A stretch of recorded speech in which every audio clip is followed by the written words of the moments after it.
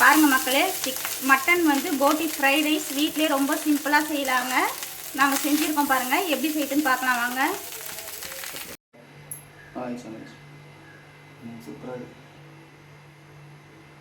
நல்லதா?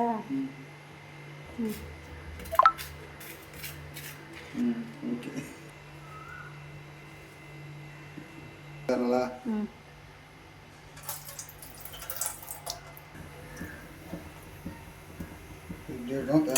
சண்டே இன்னைக்கு என்ன செய்ய போறீங்க லஞ்சு? மட்டன் ஃப்ரைட் ரைஸ் போட்டி போட்டு செய்யலாமா? மட்டன் போட்டி 65 போட்டு அதை அப்படியே ரைஸாக கன்வெர்ட் பண்ண போகிறோம்.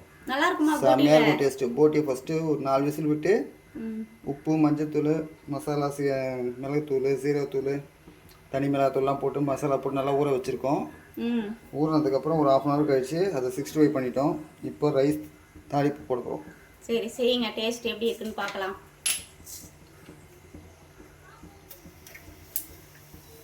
போட்டி பொரிச்சு எண்ணெய் சேர்த்துவீங்களா? ஆமாம், போட்டி பொரிச்ச எண்ணெயிலே. ஆமாம், அந்த எண்ணெய் வேஸ்ட் ஆகக்கூடாதுல்ல. டேஸ்ட்டு நல்லாயிருக்கும், ஃப்ளேவர் நல்லாயிருக்கும். சரி, இப்போ வெங்காயம், பச்சை மிளகாய், கருவேப்பிலை. ஓகே. ரைஸ் செய்யும்போது ஃபுல் ஃப்ளேமில் இருக்கணும். போட்டு தான் அப்புறம் மொறு வரும். வெங்காயம் எல்லாம் ஈரப்பதம், எண்ணெய் கண்ணாடி பார்த்து வந்துடும். பாருங்க மக்களே, மட்டன் போட்டி வச்சு ஃப்ரைட் ரைஸுங்க. நம்ம ஹோட்டலில் கூட அவ்வளோவா செய்ய மாட்டாங்க, நம்ம வீட்டில் செய்கிறோம். டேஸ்ட் எப்படி இருக்குன்னு பார்க்கணும், வெயிட் பண்ணாதாங்க தெரியும். வெங்காயம் நல்லா வதங்கி வருது, நல்லா கிறிஸ்பியாகவும் தெரியுதுங்க. வெயிட் பண்ணி பார்க்கலாம் இருங்க. உப்பு போட்டுக்கிறப்போ வெங்காயத்துக்கு தேவையான அளவு பாருங்க, உப்பு சேர்த்து நல்லா கிளம்பி விட்டுக்கிறாங்க. வெங்காயம் நல்லா கலர் மாறிடுச்சு. இப்போ என்ன சேர்க்க போறீங்க? முட்டை போடணும். முட்டை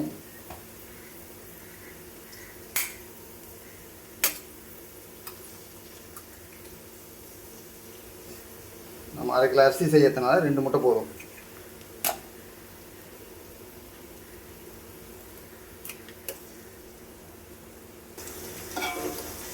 பாருங்க மக்களே, 2 முட்டை நல்லா உடச்சி ஊற்றிட்டாங்க. முட்டை வந்து கொஞ்சம் வெந்து வரணுங்க, நல்லா உருண்டையாக வரணும். ரைஸ்க்கு அப்படி இருந்தால் தான் நல்லாயிருக்கும். கொஞ்ச நேரம் அந்த சூட்லேயே வேகட்டுங்க.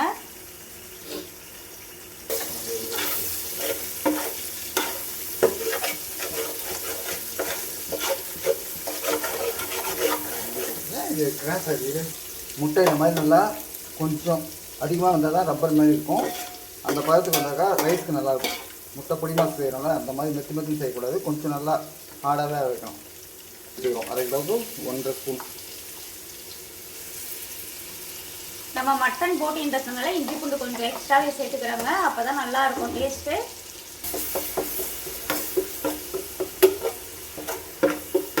வாசனை, இஞ்சி பூண்டு வாசனை போட வரலும் நல்லா வதக்கிக்கணும். ஹை ஃப்ளேம்லேயே பண்ணாதான் நல்லாயிருக்கும். பாருங்க, இஞ்சி பூண்டு வாசனையோட முட்டையோட சேர்ந்து சூப்பராக வருதுங்க. ரைஸ் வாசனை இப்போவே லேஸாக வர ஆரம்பிக்குது. இன்னும் மசாலாலாம் போட்டால் செமையாக இருக்கும் போடுறதுல. வெயிட் பண்ணி பார்க்கலாங்க. பாருங்க மக்களே, நம்ம போட்ட இஞ்சி பூண்டு பேஸ்ட்டு, முட்டை, வெங்காயம்லாம் பாத்திரத்தில் ஒட்டாமல் சூப்பராக வந்திருக்கு பாருங்க. இந்த மாதிரி எந்த பொருள் செஞ்சாலும் எந்த டிஷ்ஷு செஞ்சாலும் பாத்திரத்தில் ஒட்டாமல் இருக்கணுங்க. பாருங்க, கோஸ் எவ்வளோ மெலிஸாக கட் பண்ணி வச்சுருக்காங்க பாருங்க. நம்ம ஹோட்டலில் கூட இந்த மாதிரி கட் பண்ண மாட்டேங்கிறாங்க இப்போலாம். கத்திலே கட் பண்ணி வச்சுருக்காங்களாம் பாருங்க. அந்த அளவுக்கு மெலிஸாக இருக்குது. நம்ம கோஸ் வெந்துடுச்சுன்னா கோஸ் இருக்க இடமே தெரியாமல் போயிடுங்க. ரைஸுக்கும் கோஸுக்கும் வித்தியாசமே தெரியாமல் போயிடும். ஏன்னா ரைஸ் வந்து நம்ம பாஸ்மதி தான் போட போகிறோங்க.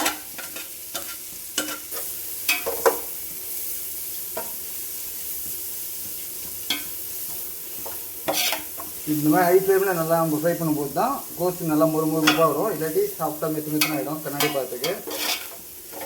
நம்ம வந்து இரும்பு கடாயில் தான் செய்யணும்னு இல்லைங்க. நம்ம வீட்டில் எண்ணெய் பாத்திரம் இருக்கோ அதிலே வச்சு செய்யலாம். கொஞ்சம் ஹை ஃப்ளேமில் வச்சு பாத்திரத்தில் ஒட்டாத அளவுக்கு எண்ணெய் சேர்த்து நல்லா கிளம்பி விட்டுனே செய்யுங்க.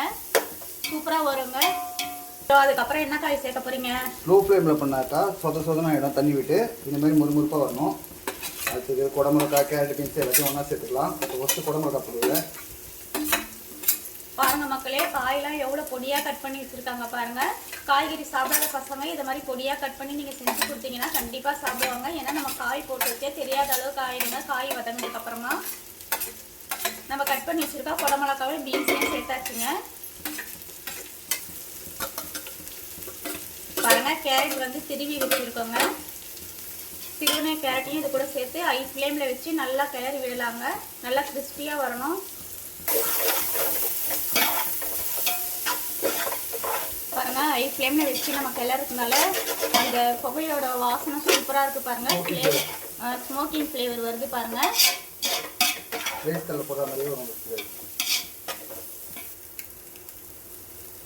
இப்போ வந்து ஆயில் கொஞ்சமாக சேர்த்துக்கிறாங்க அடியில் ஒட்டாமல் இருக்கிறதுக்காக.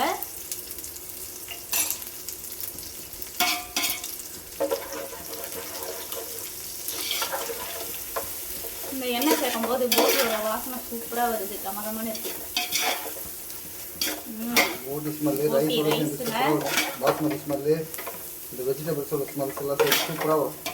நம்ம போட்டிலாம் வந்து விலை அதிகங்க. நம்ம கடையிலலாம் வாங்கினா ரைஸோட ரேட்டே அதிகமாக இருக்கும். இது மாதிரி நம்ம வீட்லேயே செஞ்சு சாப்பிட்லாங்க. ரேட்டும் கம்மியாக இருக்கும், உடம்புக்கும் ஆரோக்கியமாக இருக்குங்க. கண்டிப்பாக வீட்லேயே செஞ்சு ட்ரை பண்ணுங்கள் எல்லாருமே.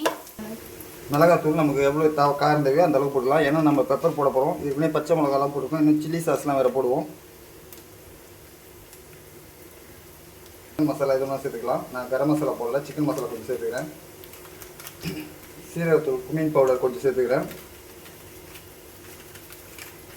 சீரகத்தூள் போட்டால் ரைஸ் அவ்வளோ டேஸ்ட்டாக இருக்குங்க. கண்டிப்பாக சீரகத்தூள் போட்டு நீங்கள் ஒரு முறை செஞ்சு பாருங்கள் ரைஸில் எப்படி இருக்குன்ட்டு. கூட கடையில் விற்கிற ஹாப்பி மா க்ரீன் கலர் பேக்கெட் கொஞ்சம் சேர்த்துக்கிறேன். மசாலாலாம் இந்த காயோட சேர்த்து எண்ணெயிலேயே வதக்கிக்கணும்.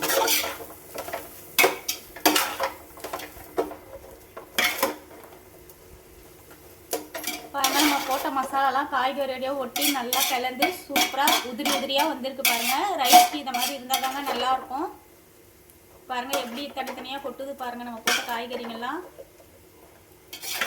ஃப்ளேவரும் அவ்வளோ சூப்பராக வருதுங்க. ரைஸ் வாசனை கமகமன்னு இருக்குது. இப்போது 65 பண்ணி வச்சுருக்க மட்டன் போட்டியை இதோட சேர்த்துக்கிறோம். பாருங்கள், நம்ம போட்டியோட அந்த பை மட்டும் தாங்க சேர்த்துருக்கோம். அந்த பை நமக்கு மாவுலாம் போட்டவுடனே நல்லா உப்பி சூப்பராக வந்துருக்கு பாருங்கள். பீஸ் பெருசு பெருசாகவும் தெரியுது பாருங்கள். நல்லா கிறிஸ்பியாக இருக்குது. கட் பண்ணி போட்டதுனால அப்படியே பெருசு பெருசாக இருக்குது. நல்லா மொறு மொறுப்பு இருக்குது. அந்த சத்தம் சூப்பராக வருது பாருங்கள் கிளறும் போது.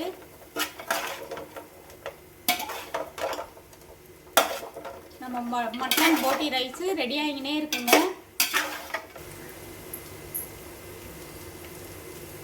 இப்போ டொமேட்டோ சாஸ் சேர்த்துக்கலாங்க. நம்ம ரைஸும் கறியும் எந்த அளவுக்கு எடுக்கிறோமோ அந்த அளவுக்கு மசாலா சாஸ்லாம் சேர்த்துக்குங்க. சோயா சாஸ் சேர்த்துக்கிறோம். 1.5 ஸ்பூன் அந்த அளவுக்கு போகும்.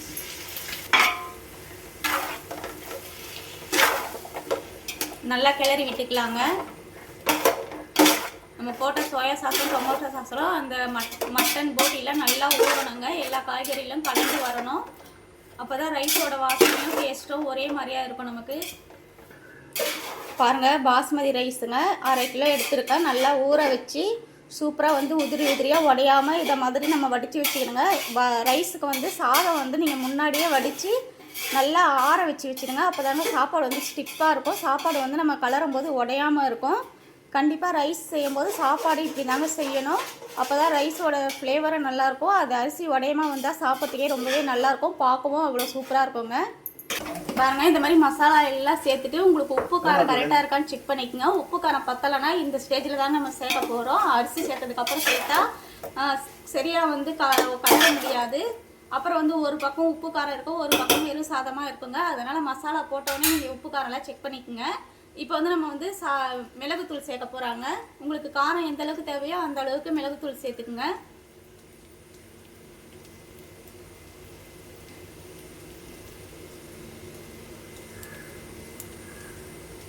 கொஞ்சம் காரம் அதிகமாக சாப்பிடுவோம். அதனால் பெப்பர் ஃப்ளேவர் அதிகமாக சேர்த்துருக்கோம். பெப்பர் அதிகமாக சேர்த்து அந்த ஸ்மெல்லும் ரைஸோட ஃப்ளேவர், மசாலா கறி ஃப்ளேவர், வெஜிடபிள்ஸோட ஸ்மெல் எல்லாம் சூப்பராக இருக்குது.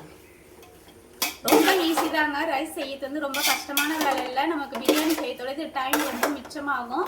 நம்ம எல்லா வெஜிடபிளை கட் பண்ணி வச்சு இந்த மாதிரி செஞ்சால் உங்களுக்கு குயிக்காக முடிஞ்சிடுங்க. கண்டிப்பாக வீட்லேயே ட்ரை பண்ணி பாருங்கள். பசங்களுக்கு செஞ்சு கொடுங்க. உடம்பு ஆரோக்கியமாக வச்சுக்கோங்க. வீட்லேயே செய்து சாப்பிட்டு பழகிக்குங்க. பாருங்கள், கொத்தமல்லி கூட நல்லா பொடியாக கட் பண்ணி வச்சுருக்காங்க பாருங்கள். ஸ்ப்ரிங் ஆனியன் போட்டால் இன்னும் நல்லாயிருக்கும். நாங்கள் ஸ்ப்ரிங் ஆனியன் சேர்க்கலாம். அதெல்லாம் கொத்தமல்லி தழை சேர்த்துக்கிறோம். பாருங்க, இப்போ வந்து நம்ம வடிச்சு வச்சிருக்க ரைஸ் அதோட சேர்த்துக்கலாங்க.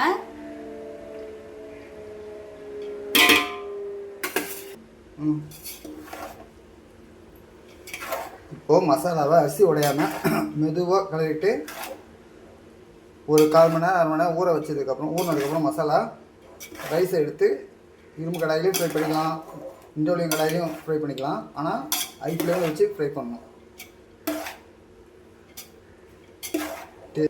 பாருங்க மக்களே, நல்லா கலர் நம்ம கடையிலலாம் ரைஸ் வாங்கினா எந்த கலரில் இருக்குமோ அதே கலர் வந்துடுச்சு பாருங்கள். நம்ம கலர் இன்னும் கொஞ்சம் டார்க்காக வேணும்னா நீங்கள் சோயா சாஸ் கொஞ்சமாக ஊற்றிங்கன்னா டார்க்காக வந்துடும். நான் வந்து ரைஸ் ஒரு கலரு நம்ம மிளகாத்தூள் கம்மி பண்ணிட்டு பச்சை மிளகாவும் மிளகு ஃப்ளேவர் அதிகமாக சேர்த்துருக்கோம். சூப்பராக ரெடி ஆயிடுச்சுங்க மட்டன் போட்டி ஃப்ரைட் ரைஸ். அவ்வளோதான் மக்களே, மட்டன் போட்டி ஃப்ரைட் ரைஸ் சூப்பராக ரெடி ஆயிடுச்சு. நாங்கள் போய் சுட சுட சாப்பிட போகிறோங்க. கண்டிப்பாக நீங்களும் உங்கள் வீட்டில் இதை மாதிரி செஞ்சு சாப்பிட்டு கமெண்ட்ல எப்படி இருந்துன்னு எங்களுக்கு சொல்லுங்கள். ரொம்ப சிம்பிள் தாங்க. இந்த வீடியோ உங்களுக்கு பிடிச்சிருந்துச்சுன்னா கற்று சுவைப்பம் சேனலை லைக் பண்ணுங்கள், ஷேர் பண்ணுங்கள், கமெண்ட் பண்ணுங்கள், சப்ஸ்கிரைப் பண்ணுங்கள். இன்ஸ்டா ஃபேஸ்புக்கில் ஃபாலோ பண்ணிக்கோங்க. நிறைய பேர் சப்ஸ்கிரைப் பண்ணாமல் பார்க்குறீங்க. சப்ஸ்கிரைப் பண்ணி சப்போர்ட் பண்ணுங்கள் எங்களுக்கு. தேங்க்யூ.